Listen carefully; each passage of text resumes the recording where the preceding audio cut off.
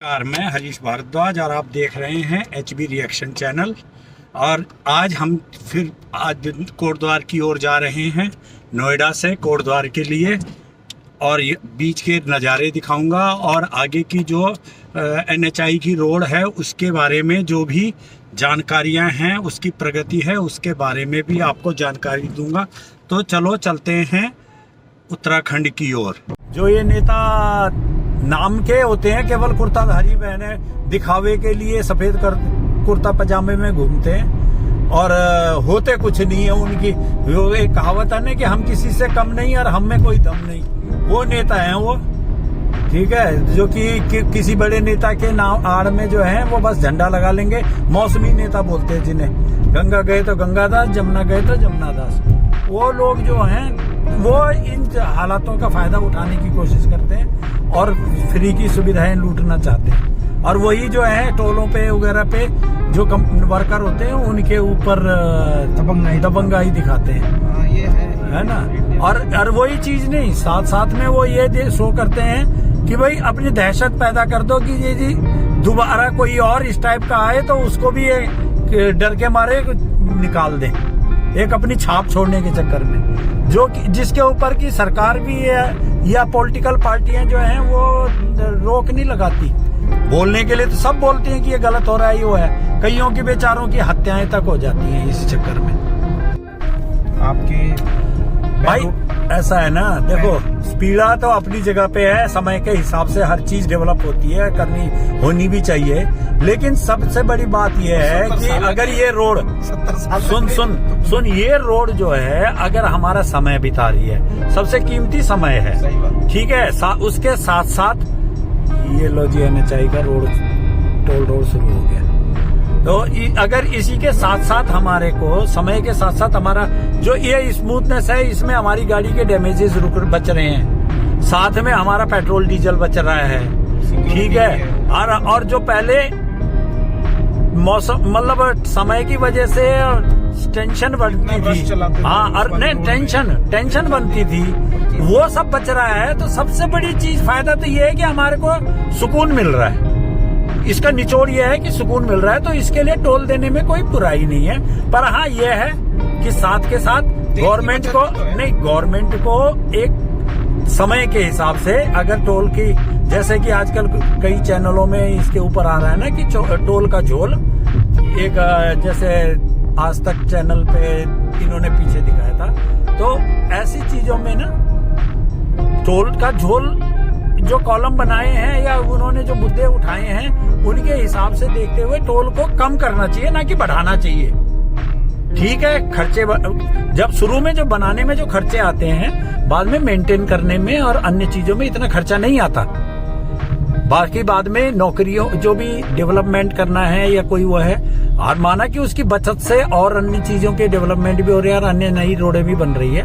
Government के ऊपर जो बर्डन आ रहा है पैसे का, फाइनेंशियल, उसको भी किसी हद तक मदद मिलती है। लेकिन जो पॉकेट के ऊपर इतना खर्चा आता है, जैसे कि जब ये टोल जिससे अभी हम निकले हैं, मेरा टोल ये जब चालू हुआ था तो ये शायद ये मेरा जहां तक याद है, मुझे एग्जैक्ट तो नहीं बोल सकता, अंदाजन बोल रहा हूँ, 65 रुपए से चालू हुआ था शायद। हाँ शायद 65 रुपए से चालू हुआ था ये, उसका रोड जब चालू हुआ था। और आज की डेट में इस पे 115 रुपए कट रहे हैं गाड़ी कार के, ठीक है। जबकि इस रोड को बने हुए काफी साल हो गया। अब ये रोड डैमेज, जब नई रोड बनाने में इसके खेती के जब पैसे भी दिए होंगे, साथ में कंस्ट्रक्शन के भी दिए होंगे, कई चीजों के दिए होंगे। अब वो इस चीज का खर्चा जो है ना वो कम होते होते ये जो टोल का जो चार्जेस है वो कम होना चाहिए था बनस्पत ये बढ़ने के। मेरा अपना मानना ये है। जब इससे कमाएंगे तभी तो और नहीं, मैं वही तो कह रहा हूँ कि जब बनाने के लिए अलग अलग लगा रहे हैं, लेकिन अगर 65 रुपए से हुआ था और गवर्नमेंट को ये लगा कि जी मतलब इसका खर्चा हमें वो करना चाहिए, बढ़ाना चाहिए, तो एक लिमिट तक बढ़ाना चाहिए। हर साल जो 10% 15% जो खर्चा बढ़ा रहे हैं वो पॉकेट के ऊपर, क्योंकि कमाई के साधन तो लोगों के पास रोजगार उतने नहीं है ना, लोगों की तो रोजगारियां कमी हो रही है ना धीरे धीरे। पहले 15,000 रुपए तनख्वाह थी। आज की डेट में ज्यादा से ज्यादा जो 15 ले रहा था वो आज अगर जॉब चेंज करके भी ले रहा है तो 17 या 18 या 20 तक ले रहा है। और लेकिन उसके साथ उसको यही केवल यही सी रोड पे ही तो नहीं खर्च करना ना, उसके तो कई खर्चे हैं ना, स्कूलों में बच्चों के खर्चे, हॉस्पिटलों के खर्चे। ट्रांसपेरेंट होना चाहिए। हाँ, बिल्कुल बढ़ा रहे हैं तो ट्रांसपेरेंट होना चाहिए और साथ में पार्शली होना चाहिए, धीरे धीरे होना चाहिए, जिससे कि गवर्नमेंट को भी फाइनेंशियल लॉसेज ना हो और पॉकेट पे भी दबाव न पड़े। डीएनडी के बंद होने का सबसे बड़ा कारण क्या है पता है? जो टीएनडी टोल ब्रिज बना हुआ है दिल्ली में, दिल्ली नोएडा वाला डायरेक्ट, उसका बंद होने का, टोल फ्री होने का मतलब ही एक कारण ही यही है कि उस पे हर साल शर्तें ऐसी जोड़ी गई थी कि जिसमें हर साल टोल बढ़ना ही बढ़ना है, जबकि उसका डिस्टेंस के हिसाब से वो रोड उस पे जो पहले 7 रुपए से चालू हुआ था टोल कार का, और छूट के साथ मतलब 15 रुपए से लगा लो, 15 रुपए से चालू हुआ था और फुल फ्लैश में, वो बढ़ते बढ़ते 25 हो गया। और जिस कार का जिस ट्रक का 60-70 रुपए में हुआ था वो 300-400 रुपए के तक पहुंच गया था। तो अगर गवर्नमेंट उसको न बढ़ा के उसको धीरे धीरे उसी लेवल पे चलाती रहती और खर्चों को धीरे धीरे निकालती रहती, तो इतने लोगों को जितने उस पर रोजगार कर रहे थे, नौकरियां कर रहे थे, या अन्य जो कॉन्ट्रैक्टर वाले जो जुड़े हुए थे, उनका सबकी रोजी रोटी चल रही थी और सबका इतनी बेरोजगारी का जो प्रभाव था वो भी कम हो रखा था। अब वो बंद है, टोल फ्री है, अब वहाँ सुविधाओं की भी कमी है कि न कोई पेट्रोल पंप है, न कोई सीएनजी पंप है, न कोई पंचर वाले की सुविधा है, क्योंकि वहाँ पे पंचर की दुकान बन ही नहीं सकती। रात बेरात में कोई लूट खसोट कर लेगा, मर्डर के वो एरिया यमुना के इलाका और कुछ वैसे विवादित क्षेत्र होने की वजह से, जिसको कि मैं वैसे बोल नहीं सकता यूट्यूब पे, ये वो होने की वजह से वहाँ कभी भी कुछ भी वारदात हो सकती है किसी के साथ। और बॉर्डर इलाका भी है और आपत्तिजनक क्षेत्र है, मतलब कुल मिला के। तो उस क्षेत्र में आदमी अपनी जान बचाएगा या वो करेगा? तो इसलिए अब रात बेरात में कोई गाड़ी वहां पे खराब हो जाती है तो बेचारा पूरी रात परेशान होता है। पहले जब टोल था उस समय टो ट्रक लगा रहता था, पेट्रोल पहुंचा पंप तक पेट्रोल की सुविधा दिलाने के लिए गाड़ी लगी रहती थी और पंचर वाले को भी बुला लेते थे। तो ये सब चीजें जो है ये देखने की है ना, इन चीजों को सुविधा कोई किसी को अगर पैसा दे के, आजकल फ्री में तो कोई सुविधा देता नहीं है, और अगर सुविधाएं चाहिए तो भाई उसके लिए पेमेंट, जब आप हर जगह पेमेंट करते हो तो वहां पेमेंट करने में क्या बुराई है? विदेशों में भी तो होता है, हम तो नहीं गए विदेश, लेकिन आप लोग विदेश जैसे जाते हो और विदेशों में देखा होगा, अगर कोई गाड़ी, अगर वहां डिस्टेंस के हिसाब से टोइंग सर्विस की फैसिलिटी के पेमेंट देना पड़ता है। देते हैं नहीं देते? ऐसा है अब वहाँ पे ये ज़्यादा क्राइटेरिया चल रहा है कि वो ये कोशिश कर रहे हैं कि ज़्यादा से ज़्यादा लोग पब्लिक ट्रांसपोर्ट पे जाए, ठीक है। तो जैसे आपको पता है कि भाई मेरा जो है सिंगापुर में है, तो मैं काफ़ी आता जाता रहता हूँ। सिंगापुर का जो मेन गवर्नमेंट का पॉलिसी है वो है कि भाई यहाँ पे लोग, मतलब सिंगापुर में अगर कोई गाड़ी रखता है ना तो must be a millionaire, okay. तो उसने अगर वहाँ गाड़ी रखी है तो आप अगर अपने घर पे भी गाड़ी खड़ी कर रहे हो ना तो उसका पार्किंग का चार्ज आपको देना पड़ेगा, प्लस गाड़ी की इंटाइटलमेंट टैक्स होता है 10 साल में, वो इतना ह्यूज होता है कि वो गाड़ी के बराबर ही उसकी कीमत होती है। और इतने सारे वहाँ पे ERPs बने हुए हैं, उसको वहाँ की भाषा में ERP बोलते हैं, वो इतने सारे बने हुए हैं कि रोड में जाम नहीं है, बट उनमें हर चीज़ में टोल है। तो इसलिए लोग वहाँ पे चाहते हैं कि भाई आप गाड़ी कम से कम यूज़ करो पब्लिक ट्रांसपोर्ट, बट वो सिंगापुर है, वहाँ पे हर चीज़ कनेक्टिविटी है, पब्लिक ट्रांसपोर्ट है, सब चीज़ है, तो भाई ईजीली है। अब जैसे हमारे यहाँ तो पब्लिक ट्रांसपोर्ट में भी पता है एक बहुत बड़ा ड्रॉबैक आ गया है, मेट्रो है। अब हर कोई ये चाह रहा है कि मेट्रो से अगर 1 किलोमीटर भी घर दूर है तो उसके लिए भी वो, मैं बैटरी रिक्शा नहीं बोलूँगा, जो चीज़ें ने बोला वायरस, ये वायरस है, ये बैटरी रिक्शा लगे हुए हैं, लोग पैदल चलना ही नहीं चाहते हैं। नहीं तो वायरस तो है ये, लेकिन कोई रोक टोक नहीं है ना। नहीं, वो एक तो इसके ऊपर कंट्रोल नहीं है। हाँ। ये, और दूसरा इसकी आड़ में ये कौन चला रहा है उसका किसी के पास कोई रिकॉर्ड नहीं है। ठीक है। तो अब मैं आप बोलोगे कि जी ये क्या कैसे सीधा बोल सकता है कि ये वही चला रहे हैं, लेकिन इसमें इन्वॉल्वमेंट ज़्यादातर बांग्लादेशियों का, रोहिंग्या का ज़्यादा है। ठीक है, क्योंकि उनको ये सोर्स ऑफ इनकम का एक सबसे सस्ता जरिया और किराए का जरिया मिला हुआ है। उनको अपनी जेब से कुछ करना नहीं है और इसके लिए कोई लाइसेंस की ज़रूरत नहीं है। और इसकी आड़ में ये रात बिरात में चलाते हैं और अगर कोई ज़रूरतमंद अगर उसमें बैठता है तो उसको लूट भी लेते हैं और उसके बाद छोड़ छाड़ के भाग जाते हैं। नकली डॉक्यूमेंट बनाए हुए हैं, उनका कोई बेसिक फंडामेंटल जो राइट हैं उसके बारे में उनको कोई लेना देना नहीं है कि भाई हमारी फंडामेंटल राइट क्या है और कैसे हमारे ऊपर क्या क्या कानून इम्प्लीमेंट होते हैं। और ये सब किसी हद तक हमारे पॉलिटिकल वीकनेस की वजह से है, जो कि हमारे देश के अंदर पॉलिटिकल एक माहौल बना हुआ है। उसका एक सबसे बड़ा ड्रॉबैक है इस चीज में, क्योंकि नाम चेंज हो जाता है, धर्म चेंज हो जाता है। तो इन चीजों को देखने की जरूरत है। बाकी आज तो चलो वोट के चक्कर में और उसके चक्कर में आप वो कर लोगे, लेकिन आने वाली पीढ़ी तो इस चीज को झेलेगी ना। और जिस तेजी से हमारी जनसंख्या बढ़ रही है, वहाँ सिंगापुर की पॉपुलेशन और हमारी पॉपुलेशन को अगर परसेंटेज के हिसाब से भी अगर कंपेयर किया जाए तो शायद 1:50 होगा हमारा, बहुत ज्यादा है ना। बेसिकली प्रॉब्लम क्या है कि जो इंडिया में सही बात है there is too much development.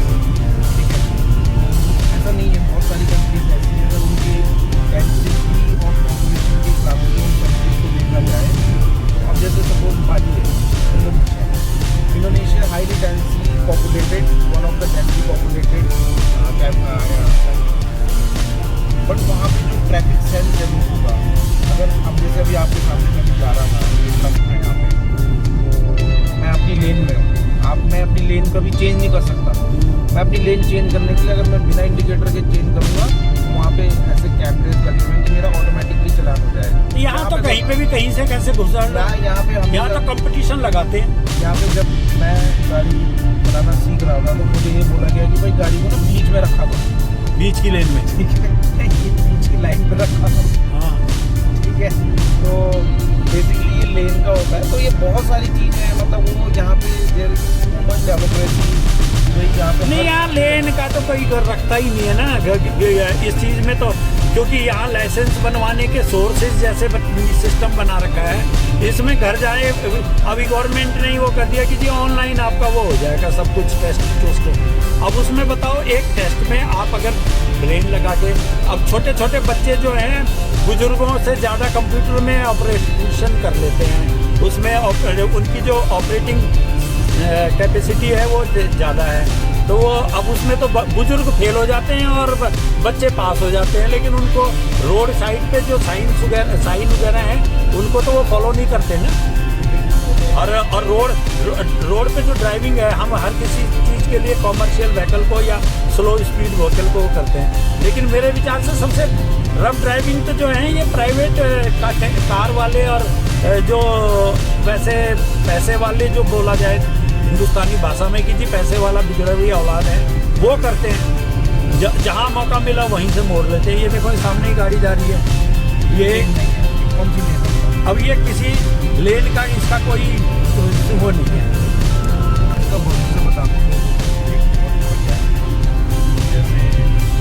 बहुत सारे लोग IT फील्ड के हैं और जो दिल्ली एयरपोर्ट से वहाँ से फ्लाइट पकड़ते हैं, तो अभी तो वो क्या करते हैं, आनंद विहार तक आते हैं, आनंद विहार से मेट्रो पकड़ के जाते हैं, या फिर उनको डायरेक्टली एयरपोर्ट तक गाड़ी बुक करनी पड़ती है। वो क्या कर सकते हैं कि कोटद्वार से यहाँ तक आने में उनको 2 घंटा लगेगा, 2 घंटे में यहाँ पे गाड़ी। कोटद्वार क्यों देहरादून से हो गया, जो इस साइड को आने वाले हैं देहरादून से तो शताब्दी है, हाँ देहरादून से शताब्दी है। नहीं पर वो ट्रेन वो तो आने के लिए उसमें भी टाइम लगता है ना, टाइम में उसमें शताब्दी हर टाइम थोड़ी चलती है, ये तो हर टाइम चलेगी। हाँ ये है ना, तो वहाँ से यहाँ तक आए और यहाँ से फिर मेट्रो रैपिड मेट्रो पकड़ के और सीधा सराय काले खा गए और वहाँ से आगे एयरपोर्ट या बस अड्डे जहाँ भी जाना है वहाँ के लिए पैसा भी बचेगा और समय भी बचेगा, पैसे भी बचेंगे। फिर वो एक जो मनमानी चलती है एयरपोर्ट तक के लिए टैक्सी करना, क्योंकि मैं इसलिए बता रहा हूँ कि मेरे बहुत सारे दोस्त कोई बाहर विदेश से आते हैं, कोई बेंगलोर से आते हैं, मुंबई से आते हैं, पुणे से, तो उनका यही क्वेश्चन होता है यार बोला भाई बोला एयरपोर्ट तक आने में कोई दिक्कत नहीं है, जो एयरपोर्ट के बाद कोर्ट जाना होता है ना उसके लिए बोला फ्लाइट से ज़्यादा महंगा लग जाता तो है। छोटे शहरों के लिए तो वैसे भी वो है, और गाड़ियाँ इतनी जल्दी तैयार भी नहीं होती, और जो तैयार होते हैं तो वो अपना मनमाना रेट लेते हैं, क्योंकि गवर्नमेंट का कोई उनके ऊपर कंट्रोलिंग नहीं है। सरकारी बस सेवा जो है वो इतनी सक्सेस नहीं हो रही है। तो इसका ना भाई देखो बताऊँ, इसका एक दूसरा भी आने वाले, मैं आपको एक बताता हूँ होता क्या है कि जैसे दिल्ली एयरपोर्ट है उसमें टैक्सेस बहुत महंगे हैं। काफ़ी सारी ऐसी फ्लाइट्स हैं, डोमेस्टिक फ्लाइट, इंटरनेशनल फ्लाइट, जो कि दिल्ली एयरपोर्ट नहीं उतरती है, वो आसपास के टोल आ गया है। काफ़ी सारी ऐसी फ्लाइट्स हैं जिसको हम लो कॉस्ट कैरियर बोलते हैं। अब देखो वाली लाइन में कोई नहीं, सब खाली है, तो वो कभी भी दिल्ली एयरपोर्ट पे नहीं उतरती ड्यू टू GMR के जितने भी हाई टैक्सेस हैं। तो वो क्या करते हैं, जितने भी लो कॉस्ट कैरियर हैं, सपोज दुबई से या थाईलैंड से या सिंगापुर से, और जितनी भी हमारे आसपास की कंट्रीज़ हैं, नेपाल वगैरह से, वो उतरती हैं आपकी अमृतसर, जयपुर और चंडीगढ़। तो और वहाँ से बाय रोड आते हैं नहीं, तो मतलब वो लो कॉस्ट कैरियर है, तो भाई हमारे लिए महंगा पड़ता है, तो हमको फिर दिल्ली की लेनी पड़ती है। उनकी कॉस्ट आती है भाई 10-15-20 हज़ार रुपये ज़्यादा आती है। तो अभी आप फ्यूचर में ये देखोगे कि जब जेवर एयरपोर्ट बन जाएगा और जब एयरपोर्ट के बीच में कंपटीशन होएगा, तो यहाँ के टैक्सेस कम होंगे जेवर एयरपोर्ट, तो यहाँ लो कॉस्ट कैरियर फ्लाइट्स आएंगी, ठीक है। उससे उस वाले एयरपोर्ट पे जो कंपटीशन बनेगा टैक्स कम करने का, नहीं, फिर एयर टैक्सी भी तो चालू करनी है गवर्नमेंट। वो तो चलो फ्यूचरिस्टिक है, बट जैसे सपोज नहीं, उसका भी तो प्रभाव पड़ेगा ना।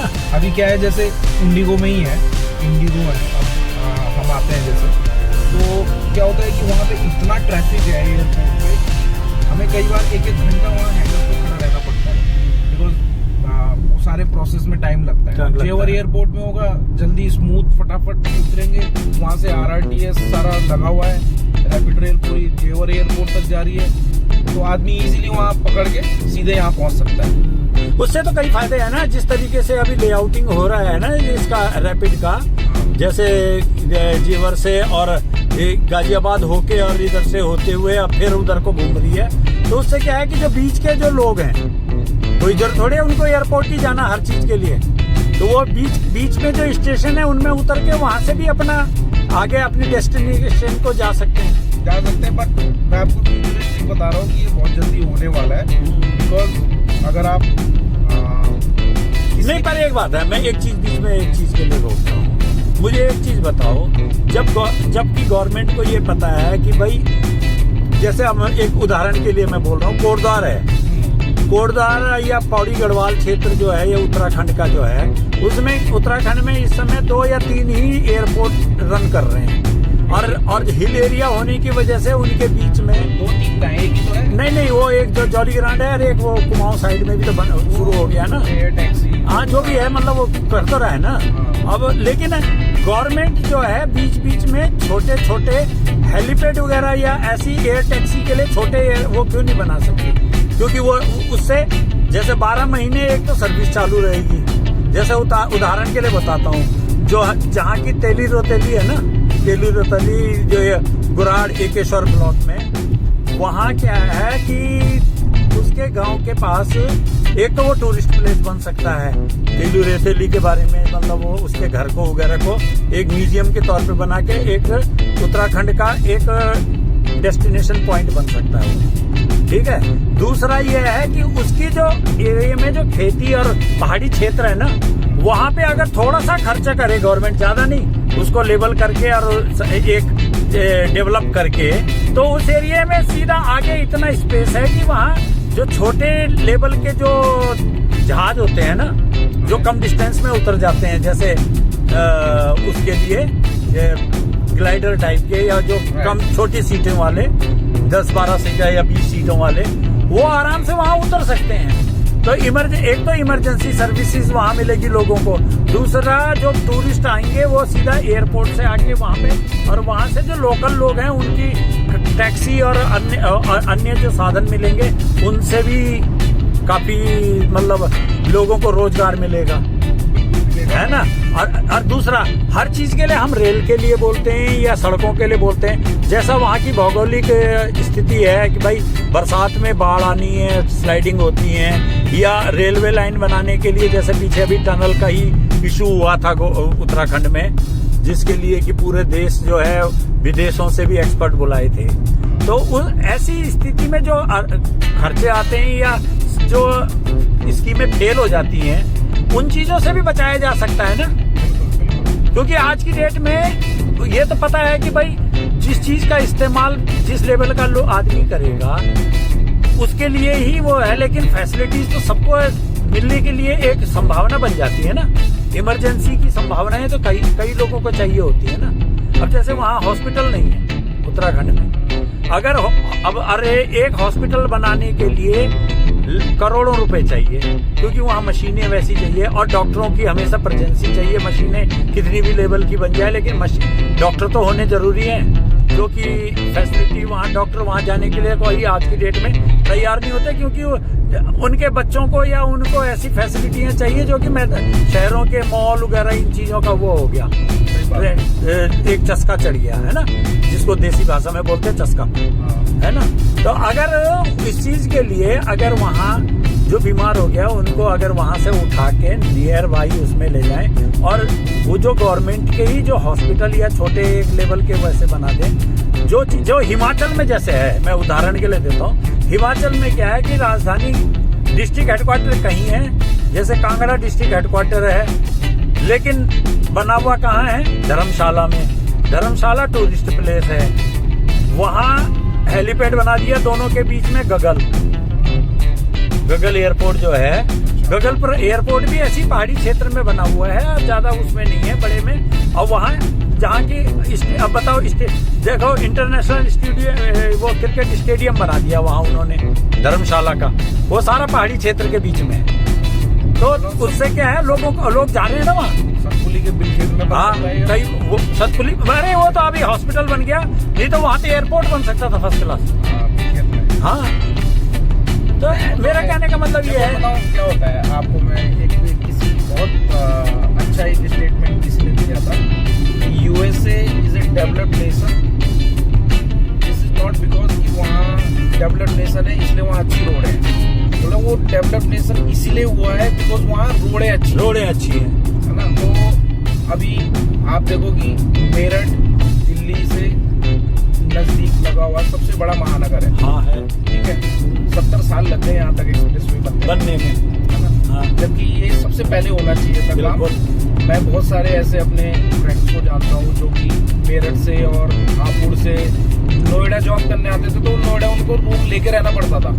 हाँ, आज की डेट में वो अपना आराम से घर से अप डाउन कर सकते हैं। कर रहे हैं बिल्कुल डेली अप डाउन कर रहे हैं। अब जो जितने भी ये फ्लैट्स, मल्टी स्टोरी फ्लैट्स जो मैंने अभी बात कर रहा था कि यहाँ ये बन गए हैं, जो आउट ऑफ द कैमरा बोल रहा था मैं, तो वो क्या है, वो फ्लैट इसीलिए बिके हैं और बने हैं वहाँ मल्टी स्टोरी, क्योंकि वो लोग डेली अप डाउन कर रहे हैं दिल्ली और एनसीआर में। वो दिल्ली की पॉल्यूटेड लाइफ को नहीं जीना चाहते। नहीं, मैं आपके माध्यम से ना एक चीज और भी बोलना चाहता हूँ।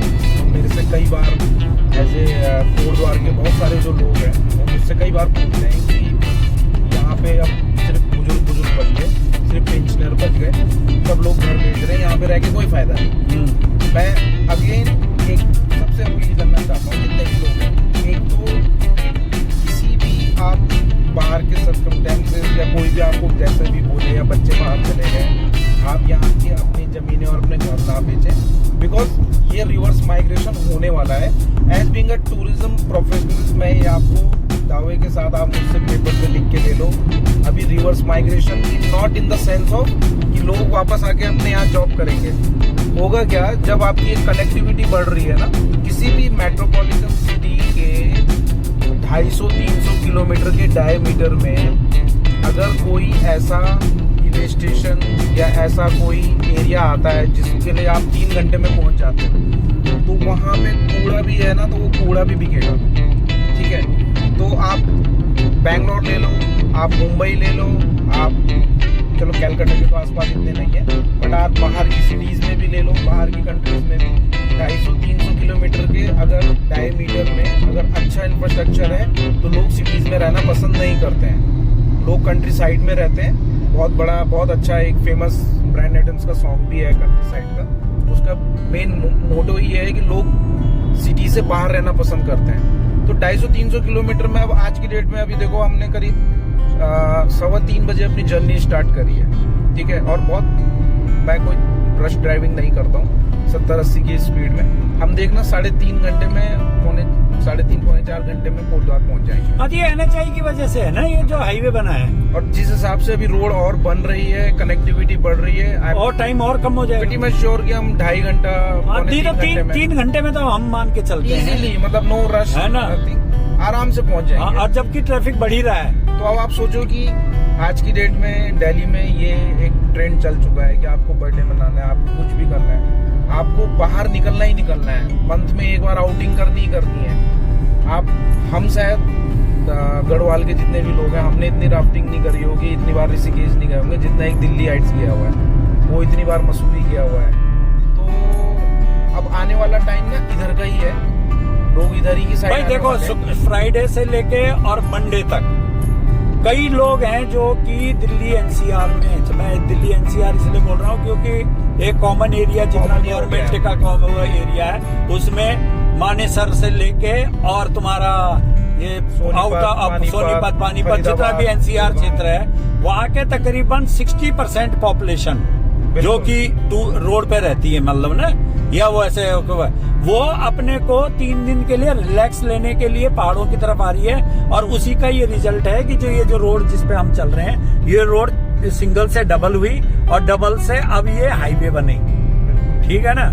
और साथ ही साथ अब इसी के साथ साथ जो ये दिल्ली देहरादून जो एक्सप्रेस वे जो नया बन रहा है हाईवे का, जिसमें 2.5 घंटे में देहरादून बोल रहे हैं, ये भी उसी का ही एक रिजल्ट है। ये कोई और वैसी रिजल्ट नहीं है कि जी राजधानियां तो और भी हैं। और ये कुछ एक और चीज है कि भाई पहाड़ों के बिजनेस को बॉम्बे एयरपोर्ट तक पहुंचाना, सामान को, प्रोडक्ट, और वहां से विदेशों तक पहुंचाना आने वाले भविष्य में गवर्नमेंट की ये प्लानिंग है, जो कि पब्लिकली नहीं पता है, लेकिन ये गवर्नमेंट जो है काफी आगे तक की सोच के और इस दिशा में काम कर रही है। तो और एक पहाड़ी होने के नाते और मैं एक फौजी होने के नाते, एक सर्विसमैन होने के नाते, मैंने तकरीबन आधा इंडिया देखा है और आधा इंडिया में वो क्षेत्र देखे हैं और वहां रहा हूँ जहाँ की मतलब पहले, और फौजी आदमी तो ज्यादातर जंगलों के नजदीक ही रहता है। जिस एरिया में पहले जंगल थे या बिहड़ एरिया था, वहां भी आज शहरीकरण हो चुका है। शहरों का डेवलपमेंट इस तरीके से हो रहा है। और जब शहरों का डेवलपमेंट हो रहा है तो पहाड़ों में पलायन करना ये सबसे बड़ी बेवकूफी है।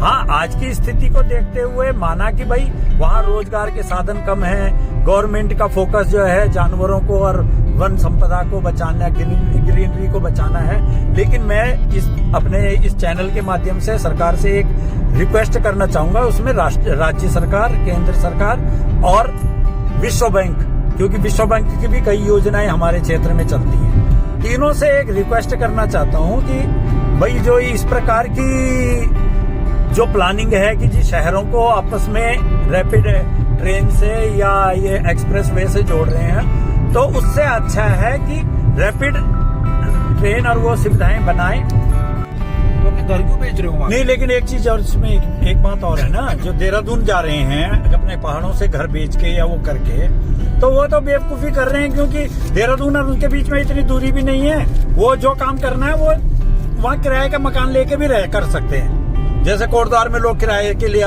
पढ़ने के लिए अपने बच्चों को भेज रहे हैं और किराए पे रह रहे हैं, ठीक है ना। लेकिन कुछ लोग ऐसे हैं कि जो कि देहरादून का बेच के कोटद्वार आ रहे हैं या कोटद्वार बेच के देहरादून जा रहे हैं।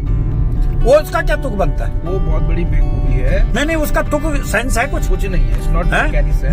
ना इधर जॉब है ना उधर जॉब है, ठीक है। अगर आप अपने गांव के नजदीक में, अगर सपोज मान लो मेरा घर कोटद्वार के नजदीक है, गांव मतलब 2 घंटे के या 2.5 घंटे के फेर में है, तो इसके लिए तो मैं ये कर सकता हूँ कि भाई अपने बच्चों को कोटद्वार में रख के और अपने घर को भी देख सकता हूँ, गाँव को भी देख सकता हूँ।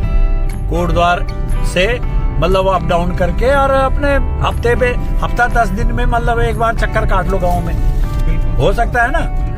और अगर बच्चे इस लायक हैं कि वो अपने लेवल पे पढ़ने के लिए और वो खुद खाना थोड़ा बहुत पकाने की सुविधा कर सकते हैं, मतलब उस उम्र के हो चुके हैं, तो फिर उन्हें तो वहां रखो और हफ्ते 15 दिन में एक बार उनको देखने के लिए 1-2 दिन के लिए आ जाओ, और साथ में घर की कोई सब्जियां या अन्न वगैरह भी ले आओ, वो भी समझ आता है। लेकिन जो आदमी केवल रहने के मतलब से आ रहा है तो गलत है।